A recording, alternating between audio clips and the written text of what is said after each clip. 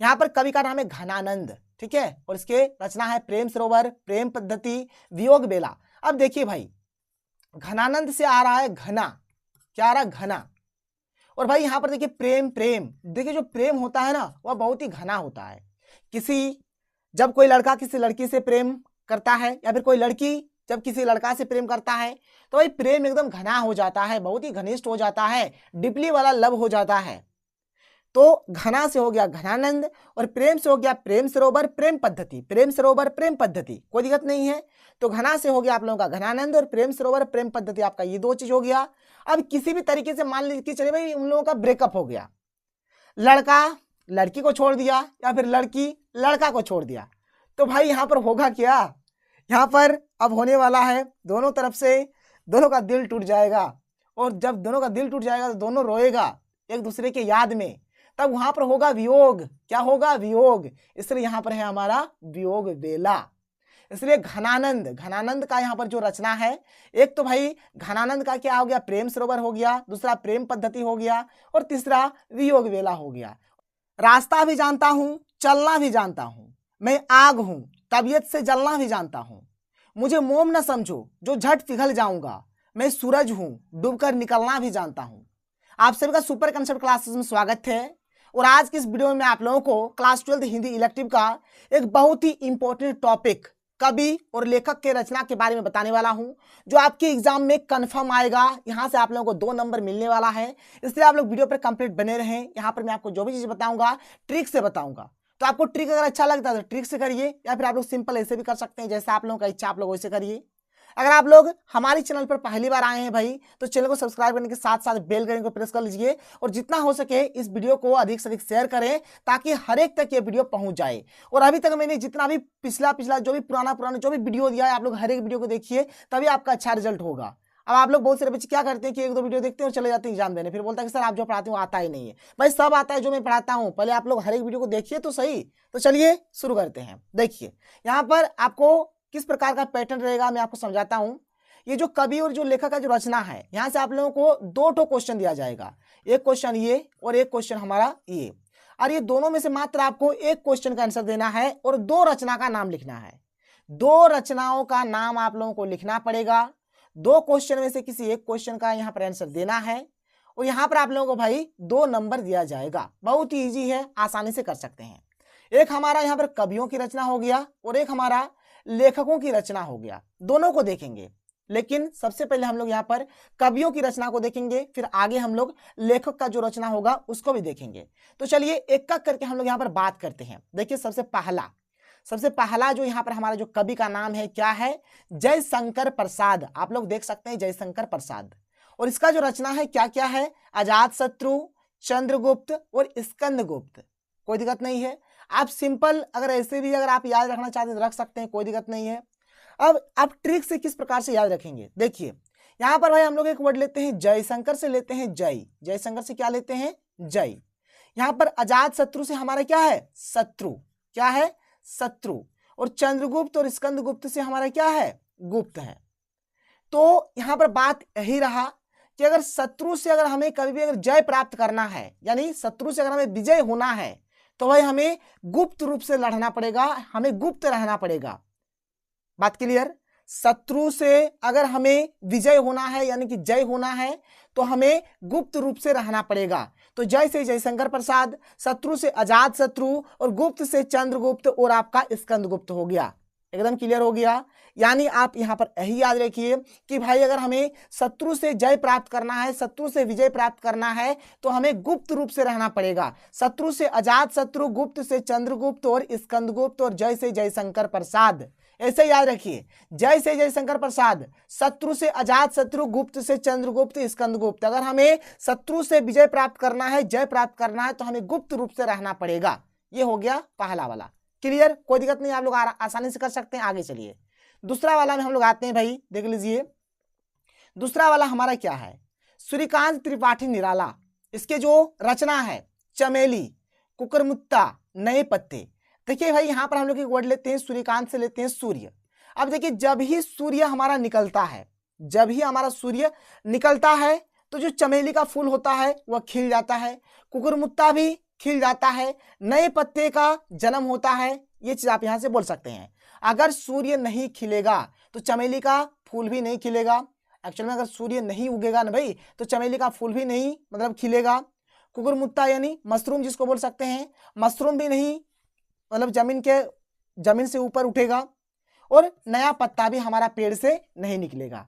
तो सारा कुछ हमारा सूर्य के ऊपर ही डिपेंड है। अब देखिए यहां से आप लोग किस प्रकार से याद करेंगे, सूर्य अगर निकलता है तो चमेली का फूल खिलता है, सूर्य अगर निकलता है तो चमेली का फूल खिलता है, सूर्य अगर निकलता है तो कुकुरमुत्ता जमीन से निकलता है, अगर सूर्य निकलता है तो पत्ते से पेड़ से क्या होता है, नए पत्ते का जन्म होता है। बस आप लोग ऐसे याद रखिए। तो सूर्य से हो गया सूर्यकांत त्रिपाठी निराला, और सूर्य अगर निकलता है तो क्या होता है, चमेली का फूल खिलता है यानी हो गया चमेली। कुकुरमुत्ता भी निकलता है यानी कुकुरमुत्ता, और पेड़ से नए पत्ते निकलते हैं यानी कि नए पत्ते। बस कोई दिक्कत नहीं है, ऐसे करिए। सूर्य से चमेली का फूल, सूर्य से कुकुरमुत्ता, सूर्य से नए पत्ते, याद हो गया। आगे चलिए, आगे बढ़ते हैं, थर्ड नंबर वाला देख लेते हैं। देखिए तीसरा नंबर वाला हमारे पास है सच्चिदानंद, हीरानंद, वात्स्यानंद, अज्ञेय। ठीक है, तो भाई अज्ञेय का देखिए, अज्ञेय का क्या क्या रचना है। देखिए अज्ञेय का यहाँ पर रचना हो गया हमारा परंपरा हो गया और नदी के द्वीप हो गया। अब देखिए यहाँ पर आप याद कैसे रखेंगे, तो अज्ञेय से हो गया अज्ञानी, अज्ञानी मान के चलिए। तो जो अज्ञानी आदमी होता है ना, जिसको उतना नॉलेज नहीं होता है, थोड़ा थोड़ा नॉलेज होता है, मतलब अज्ञानी आदमी जो होता है ना, वो बड़ी भाषण देता है, बड़ी लंबा लंबा फेंकता है। वो हमेशा परंपरा के बारे में बात बोलेगा, अरे हम ऐसे थे, हमारा परंपरा ऐसा था। ठीक है, तो पूरी परंपरा के बारे में बोलेगा। अज्ञानी आदमी का काम ही है कि बढ़ा चढ़ा के बोलेगा। तो अज्ञानी से हो गया अज्ञेय, और अज्ञेय से अज्ञेय जो है यानी कि अज्ञानी आदमी है। अज्ञानी आदमी क्या करेगा, हमेशा परंपरा के बारे में बोलेगा। उसको अता पता कुछ नहीं है लेकिन बहुत कुछ सुनाएगा, परंपरा ऐसा है, परंपरा वैसा है, तो परंपरा के बारे में बोलेगा। एक चीज हो गया। अज्ञानी आदमी ना बहुत कुछ बोलेगा, नदी के द्वीप के बारे में बोलेगा, अरे नदी का द्वीप ऐसा है, नदी का द्वीप वैसा है। इस प्रकार से वो पूरा अलना फलना बकना शुरू करेंगे। ठीक है, तो अज्ञानी आदमी क्या करेगा, परंपरा के बारे में बताएगा, नदी के द्वीप के बारे में बताएगा। उसको नॉलेज कुछ नहीं है, बस खाली वो बताना शुरू कर देता है। इस प्रकार से आप लोग इसको याद रख सकते हैं। और भाई मैंने आप लोगों को शुरू में ही बोला है, अगर आपको ट्रिक अच्छा लगता है ट्रिक से करिए, अगर ट्रिक अच्छा नहीं लगता है तो बस आप लोग नॉर्मल ऐसे ही कर सकते हैं, कोई दिक्कत नहीं है। तो अज्ञानी आदमी क्या करता है, हमेशा परंपरा के बारे में, नदी के द्वीप के बारे में सुनाते रहता है। इसके बाद जो हमारा अगला है फोर्थ नंबर में क्या है, केदारनाथ सिंह। क्या है, केदारनाथ सिंह। तो केदारनाथ सिंह का जो रचना हो गया क्या है, यहां से देखो, आधी रात, कब्रिस्तान में पंचायत। देखिए केदारनाथ जो है ना भाई, केदारनाथ मंदिर आप लोग सुने होंगे नाम। तो केदारनाथ मंदिर का यहाँ पर हम लोग एग्जाम्पल ले लेते हैं। तो केदारनाथ का जो मंदिर है वहां पर क्या होता है, ऐसा नहीं होता है, ट्रिक में आप लोगों को दे रहा हूँ। ठीक है, ऐसा मत बोलिएगा कि ऐसा होता है। तो केदारनाथ का जो मंदिर है वहां पर क्या होता है भाई, आधी रात को क्या होता है, कब्रिस्तान में पंचायत लग जाता है, कब्रिस्तान में मीटिंग होना शुरू हो जाता है। ऐसे आप इसको याद रख सकते हैं। तो एक आदमी क्या बोल रहे, यहां से देखो केदारनाथ में क्या हो रहा है, आधी रात को कब्रिस्तान में पंचायत लग रहा है। भाई देखो, यहां से देखो। तो केदारनाथ से हो गया, यहां से देखो, आधी रात को कब्रिस्तान में पंचायत। तो केदारनाथ में क्या होता है, आधी रात को कब्रिस्तान में पंचायत लगता है। और हर एक आदमी बोलता है यहां से देखो, तभी तुम्हें दिखाई पड़ेगा कि आधी रात में देखो कब्रिस्तान में क्या हो रहा है, पंचायत लग रहा है। इसके बाद अगला जो है क्या है, विष्णु खरे। यहाँ पर कवि का नाम है और इसके रचना का नाम है अगले सवेरे और वापस। तो भाई देखिए यहाँ पर विष्णु है, विष्णु यानी विष्णु भगवान का बात करते हैं, विष्णु भगवान। ठीक है, जो विष्णु भगवान है वो क्या होगा, अब कब वापस आएगा, तो अगले सवेरे वापस आएगा। अभी और वापस नहीं आएगा, अभी रात हो गया है, वो भी घर चल गया है। तो विष्णु भगवान जो है कब वापस आएगा, अगले सवेरे वापस आएगा। तो इसको आप लोग ऐसे कर सकते हैं, विष्णु से हो गया विष्णु खरे यानी कि विष्णु भगवान कब वापस आएगा, तो अगले सवेरे वापस आएगा। एक वापस हो गया और एक अगले सवेरे हो गया। ऐसे आप लोग इसको याद रख सकते हैं, कोई दिक्कत नहीं है। देखिए बात को समझिए आप लोग। आगे चलिए 6 नंबर देखिए क्या है। 6 नंबर है भाई हमारा रघुवीर सहाय, और इसके रचना का नाम है राख और हीरे, लोग भूल गए हैं।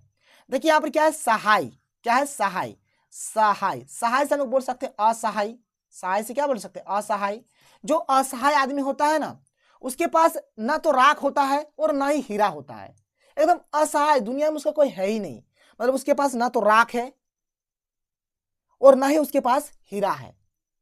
और जो असहाय आदमी है ना, उसको अगर आप लोग आजकल के टाइम में देखेंगे तो लोग भूल गए हैं। लोग उनको याद रखना ही नहीं चाहते हैं। अरे वो तो बेकार आदमी भाई, उसके पास ना तो राख है ना हीरा है, ऐसे आदमी को क्यों याद रखा जाए, इसलिए लोग भूल गए हैं। तो यहां से आप लोग ऐसे याद रख सकते हैं। देखिए असहाय, असहाय से आपका हो गया रघुवीर सहाय।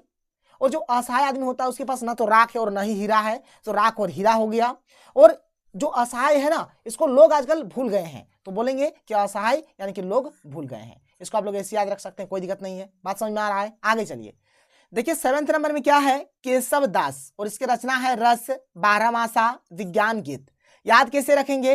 देखिए यहाँ पर क्या भाई, दास है। दास, दास किसको बोला जाता है? जो भगवान का भक्त होता है उसे दास बोला जाता है।